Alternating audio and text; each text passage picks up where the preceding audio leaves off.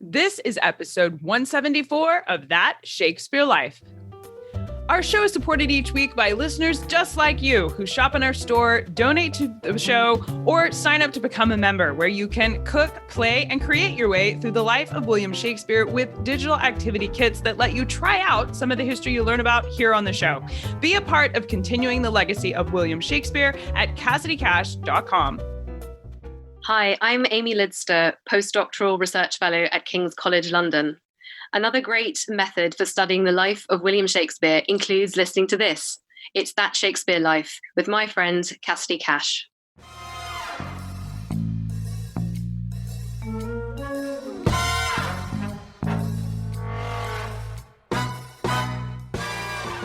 Hair's a commodity, so that you would find that women would sell or barter their hair to buy handkerchiefs or perhaps a petticoat.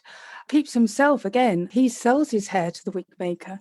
So it was a luxury. Again, we've seen the introduction of French wig makers into London, highly expensive, and they would be using human hair.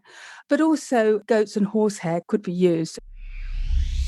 Welcome to That Shakespeare Life with Cassidy Cash. Cassidy believes that if you desire to successfully learn or perform Shakespeare's plays, then understanding the real life and history of William Shakespeare himself is a must. That Shakespeare Life is the podcast that helps you go beyond the curtain of some of Shakespeare's most iconic works and explore the world of early modern England as Shakespeare would have lived it, learning from the writers, historians, and performers who know it best.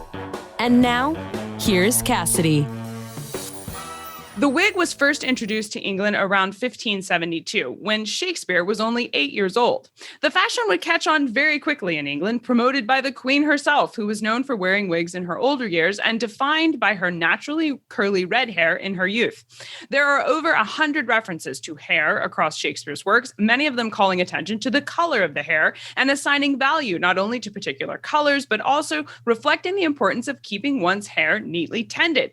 In Henry V, the Duke of Burgundy says that prisoners are notable for being overgrown with hair. And Henry VI, Part 2, the Earl of Warwick, defines a ghastly man as being recognizable by how his, quote, well-proportioned beard is made rough and rugged, end quote.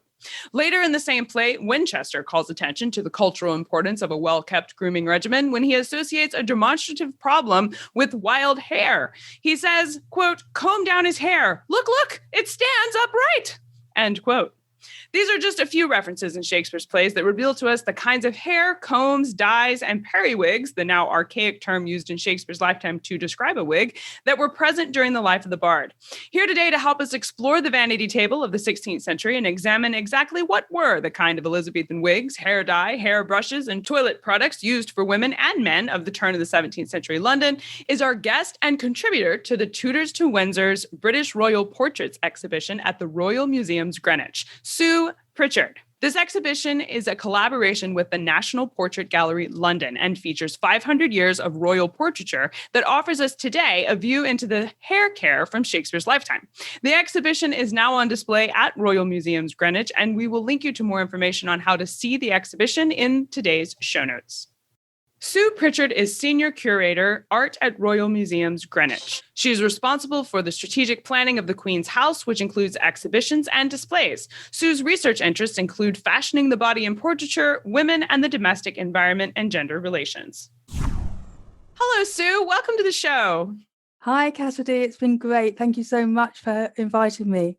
Shakespeare uses the term periwig in Comedy of Errors, Hamlet, and Two Gentlemen of Verona, and all of them seem to be associated with men. And that surprised me because I had considered wigs to be something that women would have worn, particularly in light of Queen Elizabeth, who's known to have worn them. Are there examples of periwigs in the portraits of the Tudors to Windsors exhibition? And are wigs primarily for men during Shakespeare's lifetime? Well, that's a really interesting question. Of course, Shakespeare would have had intimate knowledge of wigs because he actually rented a room from a Huguenot wig maker in Cripplegate. So he would have actually had access to the whole process of wig making, which is really interesting.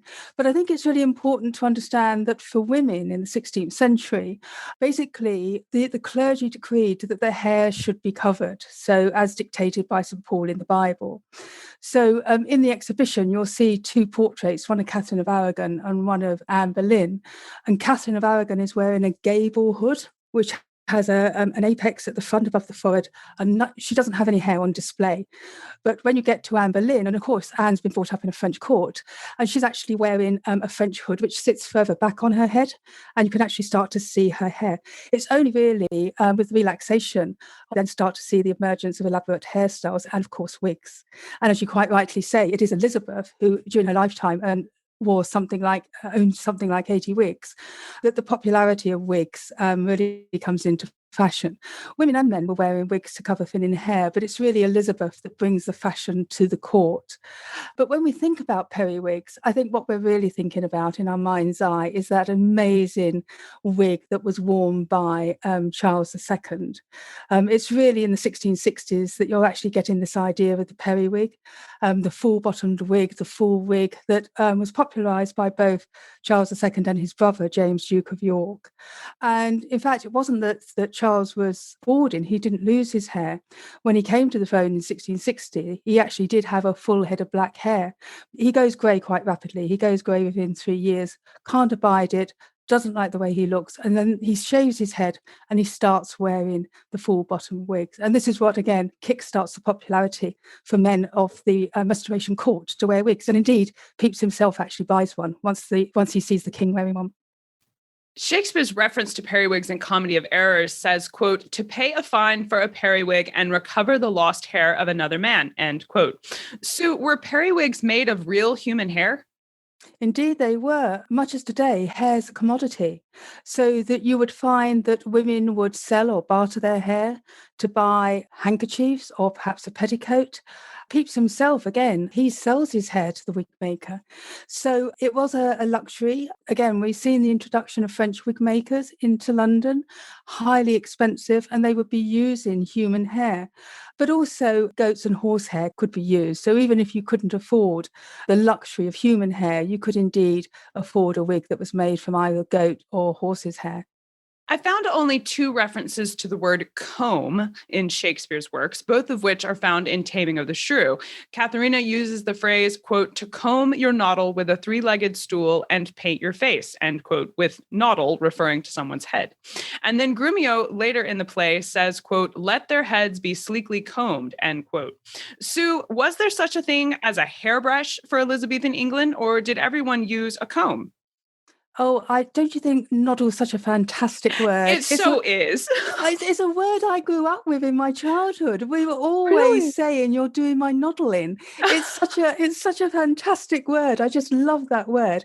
Yes, I mean, I think, we have to kind of rely on material culture for this. You'll find a lot of fabulous combs made from ivory that are in museum collections. There's a wonderful ivory comb in the collection of the V&A, and it's highly decorated with a scene from David and Bathsheba. And of course, David famously spies Bathsheba at her bathtub. But of course, combs were very practical because at this period, head lice and fleas were common. So you would use a comb to comb your hair, to comb out the fleas and comb out the head lice. So they were incredibly practical. And there's a wonderful portrait of Elizabeth Vernon, Countess of Southampton, who was married to Henry Wolseley, who was a patron of Shakespeare. And it's an extremely unusual portrait. It's in the private collection of the Duke of Burgundy. And she's in her closet, she's in her bedchamber, and her gown is open and you can see her pink whalebone stays. But more importantly, her hair is loose and she's using a comb to comb her hair. So it's from portraits that we get an indication of how elite women would use these luxury items in the privacy of their closet or their bedchamber. Elizabeth I was known for her red hair and for wearing wigs to accomplish that appearance later in life. But would Elizabethans have ever used dye to change the color of their natural hair? Oh, absolutely. And again, we're talking about trendsetters, and Elizabeth was an absolute trendsetter. It's really important to understand that the colour of her hair was incredibly significant for her because her red hair linked her to her father, Henry VIII. and it validated her legitimacy to the crown. She spent most of her childhood basically in fear of being basically rejected and sidelined from the crown. So her red hair was incredibly important. And she wears her hair loose. She wears her hair loose on her coronation day, which is a sign of her virginity. But she almost immediately she takes to the throne. She starts to lose her hair, and this is when she starts to style her hair with curls to cover the bald patches. And then eventually she has to wear wigs. But yes, I mean, obviously the court, because they wanted to curry favour with the Queen, would dye their hair red. But of course, they were using incredibly toxic substances to do so. They were using various mixtures, including saffron and sulphur powder.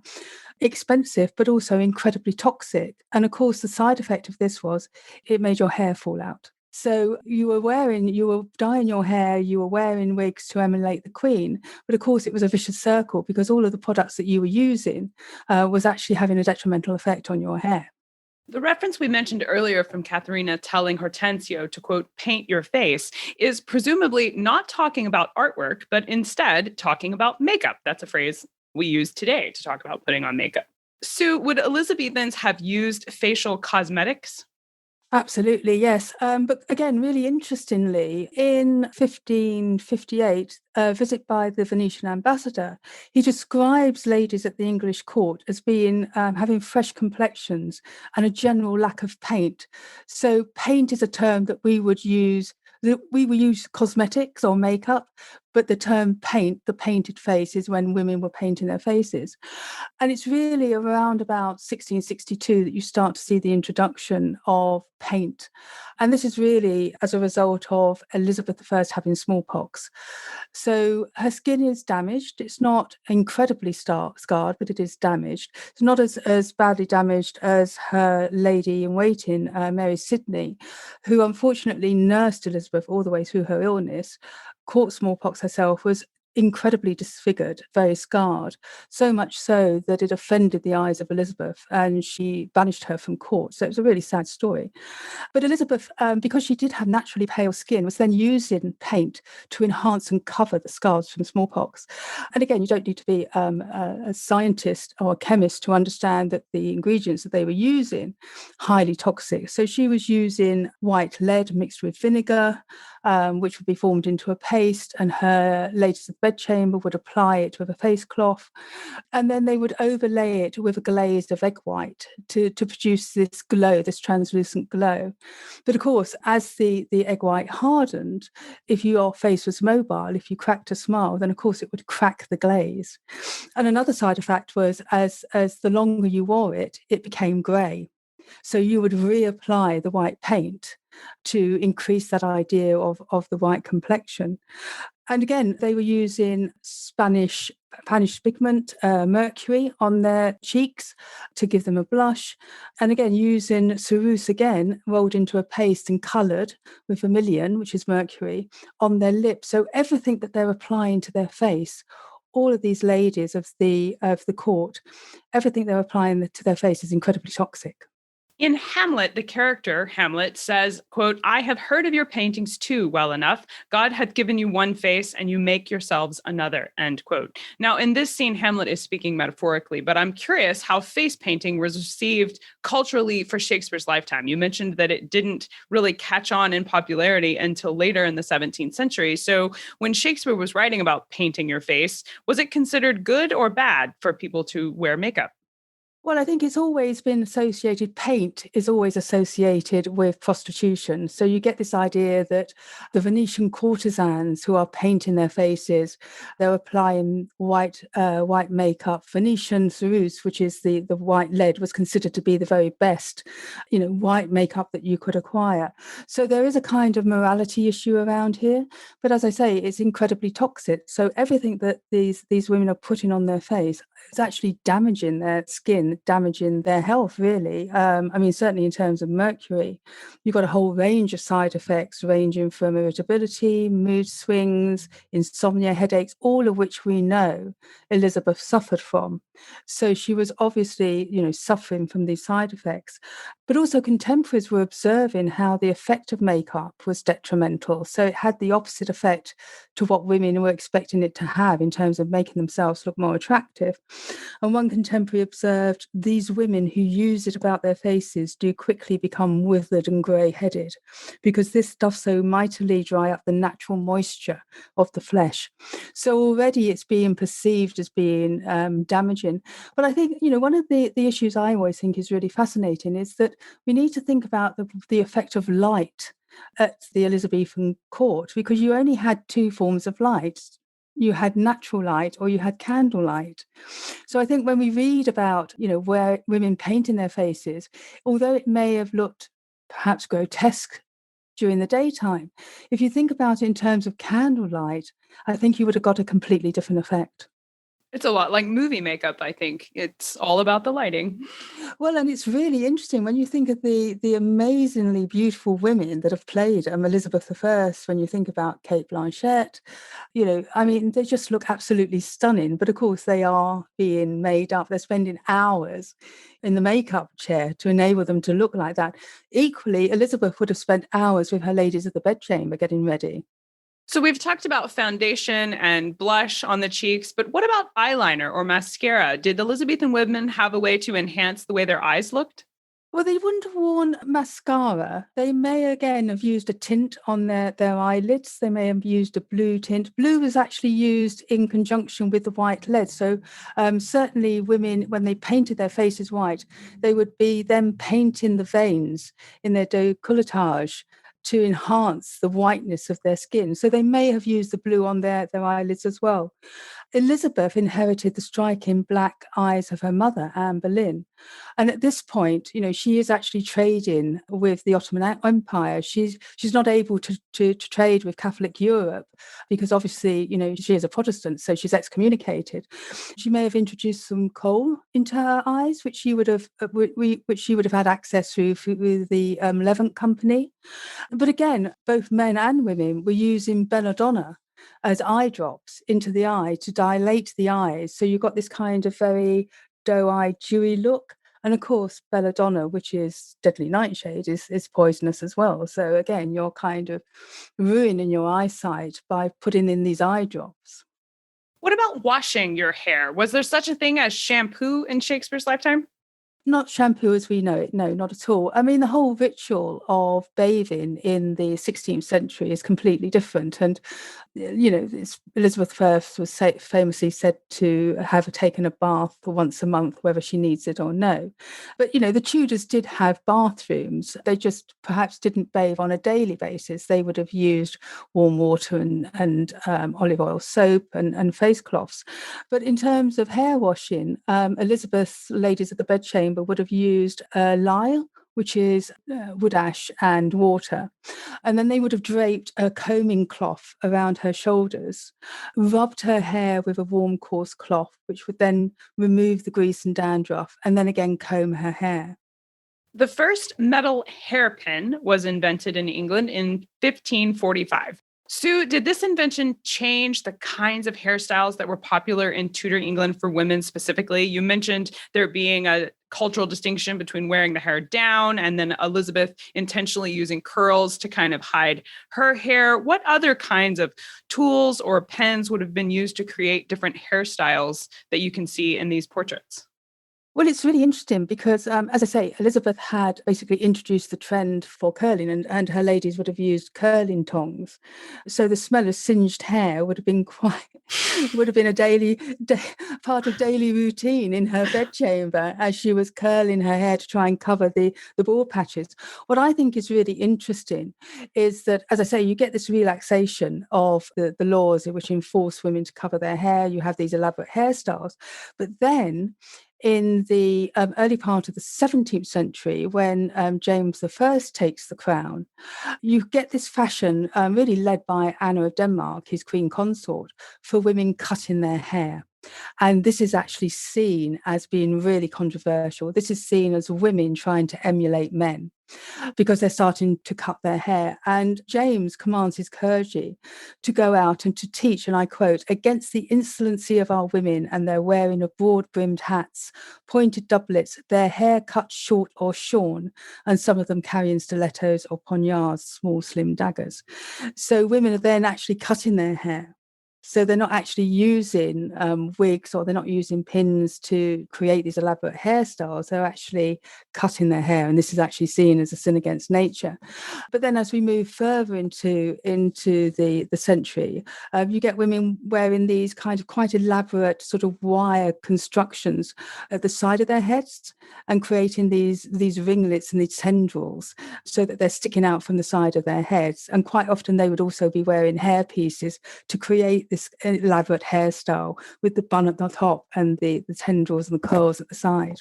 Oh, I just love the implication there that Princess Leia from Star Wars would fit right in with Shakespeare's lifetime. Absolutely. She would have been a style icon. And again, I think, you then get something, this is really interesting, where you kind of get it going full swing again, where you get, we've talked about, the fashion for these full periwigs introduced by Charles II and James, Duke of York. And so then you're getting women at the Restoration Court starting to wear periwigs. So, and again, you get this kind of whole controversy around this idea that women are actually wearing wigs to make them look like men. And again, Pepys, who is a fantastic kind of resource, as you know, he writes that ladies would appear at court at Whitehall, and I quote, wearing their riding garbs, with coats and doublets with deep skirts, just for the world like men, and button their doublets up the breast with periwigs and with hats, so that only for a long petticoat dragging under their men's coats, nobody could take them for women at any point whatsoever, which was an odd sight, and a sight did not please me. So again, women have kind of, playing with this idea of elaborate hairstyles, cutting their hair, wearing men's wigs. And all the time it's seen as this kind of women, trying to emulate men and trying to kind of work outside the norms of nature. So what about the men's hairstyle? I mean, they were feeling like they were being emulated when Shakespeare was getting ready for the day. I mean, I think today men have items like hair gel or mousse or even hairspray that gets used to put their hair together in the morning. Would Shakespeare have had similar concerns over getting ready in the morning for him, or was it a simpler process for men? Well, unfortunately, Shakespeare was famously vertically challenged, or follically challenged, should I say, follically challenged. No, you had that amazing podcast with Alan Whitby talking about, barber surgeons and barbers.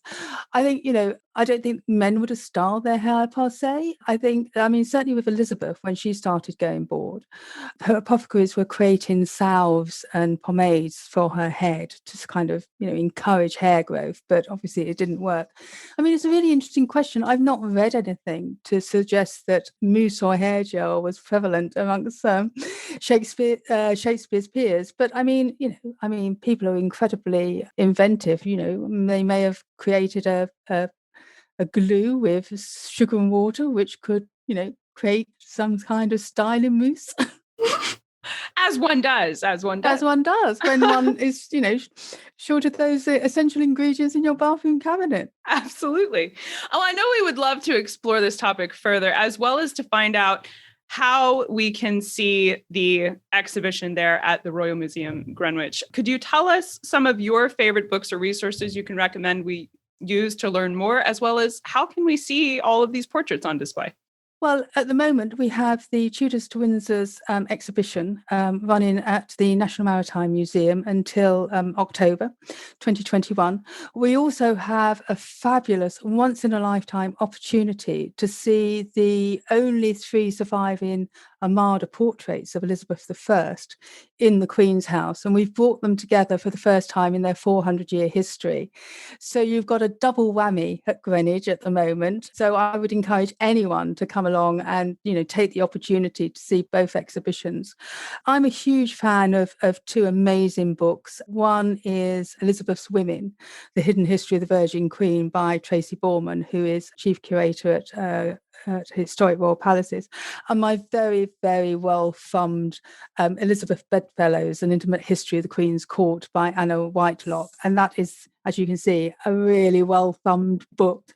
But I became increasingly interested in the issue of Elizabeth's insecurity. And there's a very small book, Elizabeth I, A Study in Insecurity by Helen Castor. And that does talk about how when she comes to the throne, she is immediately under so much pressure to marry and produce an heir that she actually does start to suffer very early on. She starts to lose her hair and she starts to suffer from insomnia and headaches, and just, really is constantly living on her nerves, basically, because of all the pressures that she's under. So those are the three books that are my go-to whenever I'm asked any questions about Elizabeth and, the intimate history of her bedchamber. Those are excellent resources. Thank you so much for recommending those. We will have links to these books as well as the exhibition at the Royal Museum Greenwich that you can check out in the show notes for today's episode. So make sure you stop by there to find those. So we ask everyone this next question here at That Shakespeare Life, and that's, what's the one book you would take with you on a deserted island? My friends in England tell me I'm supposed to allow you the complete works of Shakespeare and a copy of the Bible. So your choice would be in addition to those. Well, that was a really, really hard question. You can't see my bookcases behind me. So, but Cassidy, I'm a Londoner and I come from generations of Londoners. So my parents, my grandparents, my great-grandparents, aunts, uncles, we all lived in London. I was born in Westminster and my grandparents lived in Chelsea. And so the book that I would take with me is the London Encyclopedia, which is edited by Ben Weinreb and Christopher Hibbert. And it's a fantastic resource. It's chock full of amazing facts about streets, buildings, people and events. And it really is it reminds me of my childhood when I spent so much of my time walking between various of my relatives' homes. And it's the kind of landscape of my childhood. So it would just be my companion. Excellent selection for sure. So what's next for you? What are you working on now that you're excited about? Well, I've spent 3 years immersed in the Armada portrait of Elizabeth I and, very much part of that Elizabethan court. So the next really exciting project for the arts team is we are about to embark on some new research for a book on the art, architecture and material culture and cultural significance of the Queen's House. And I think people are unaware of just how important this building actually is. It's the first Palladian building in this country. It has the same cultural status. It's a scheduled ancient monument. It has the same status as Stonehenge. It's a really, really important building. But there's so much that we don't know about it. It's been a royal retreat. It's been an artist's studio. It's been a grace and favour apartment. In the 19th century, it was a school. Now it's the art gallery of Royal Museum Greenwich. So it's a really important, significant building. So we're just about to start on some new research for that. Exciting things coming from Royal Museum Greenwich. I'll look forward to seeing that. Thank you so much, Sue Prichard, for being here today and walking us through the history of Elizabethan wigs and hair care for Shakespeare's lifetime. This has been a fun conversation. It's been an absolute pleasure. Do come and see us in Greenwich. The video version of our show today, where you can see some of these portraits Sue mentions, as well as join Sue and I in the studio and watch her tell you about all of these fabulous portraits, is now free and streaming on our YouTube channel. You can find that at youtube.com/c/Cassidy Cash, or I link you directly to this episode from the show notes for today. Along with the link to this video streaming version, you can find more information on the history of Elizabethan hair care and the direct link to the Tudors to Windsors exhibition at Royal Museum Greenwich, available in the complete show notes for our episode today at CassidyCash.com/episode 174. That's CassidyCash.com/EP174. If you love listening to our show here each week and you are just a huge fan of William Shakespeare that would like to try out some of the history you learn about on the show for yourself, like games, recipes, or crafts that he would have had in his lifetime, then consider becoming a member here at That Shakespeare Life. Members not only support the work we do here and help us keep the show on the air, but they also get access to our activity kits. We have card games, board games, cooking demonstrations, calligraphy kits, all kinds of things from the life of William Shakespeare that you can follow along with and complete right at home with items you can purchase online or at your local market or store. And some of the things you probably already have right in your kitchen or laundry room. Plus, members also get access to our printable worksheets, lesson plans, coloring pages, and more. It really is the best little Shakespeare club ever. Find out more and sign up to become a member today at CassidyCash.com/member. That's CassidyCash.com/member. That's it for this week. Thank you for listening. I'm Cassidy Cash, and I hope you learned something new about the Bard. I'll see you next week. Bye-bye. Thank you for listening to That Shakespeare Life. As always, the best conversations happen after the episode over at CassidyCash.com. Become a part of a vibrant Shakespeare conversation by adding your voice over at the website. Until next time, remember, when you want to know William Shakespeare, you have to go behind the curtain and into That Shakespeare Life.